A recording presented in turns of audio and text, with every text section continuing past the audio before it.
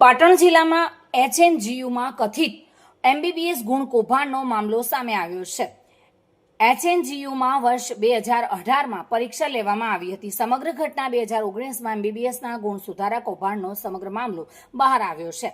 MBBS ગુણ કૌભાંડ મામલે પાટણ ધારાસભ્ય કિરીટ પટેલે તપાસની માંગ પણ કરી હતી. એમબીબીએસ ગુણ કૌભાંડ મામલે 4 કમિટીઓએ તપાસ પણ કરી હતી. તપાસ કર્યાના ઘણા વર્ષો પછી એચએનજીયુના કુલ સચિવ રોહિત દેસાઈએ તારીખ 17/3/2025માં બી ડિવિઝન પોલીસ સ્ટેશનમાં ફરિયાદ નોંધાવી હતી.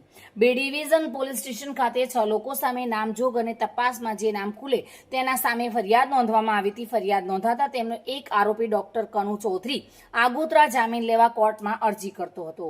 કનુ ચૌધરીએ પહેલા સેશન કોર્ટમાં આગોતરા અને પછી હાઈકોર્ટમાં આગોતરા જામીનની અરજી કરેલ હતી. બંને કોર્ટમાંથી કનુ ચૌધરીના જામીન અરજી રદ કરી દેવામાં આવી હતી. ત્યારબાદ સુપ્રીમ કોર્ટમાં આગોતરા જામીન અરજી મૂકેલી હતી અને ત્યાં પણ જામીન અરજી રદ કરી દેવામાં આવી હતી. જેના પગલે ગઈકાલે મોડી રાત્રે પાટણ બી ડિવિઝનલ પોલીસ સ્ટેશન ખાતે કનુ ચૌધરી કોર્ટના આદેશ પગલે હાજર થયો હતો. બી ડિવિઝન પોલીસ સ્ટેશનમાં હાજર થતા પોલીસે કનુ ચૌધરીને કોર્ટમાં રજૂ કર્યો હતો અને કોર્ટ દ્વારા કનુ ચૌધરીના 7 દિવસના રિમાન્ડ પણ મંજૂર કર્યા હતા. કનુ ચૌધરી હાલ બનાસકાંઠાના પાંથાવાડા ખાતે પીડિયાટ્રિક ડોક્ટર તરીકે ફરજ બજાવે છે.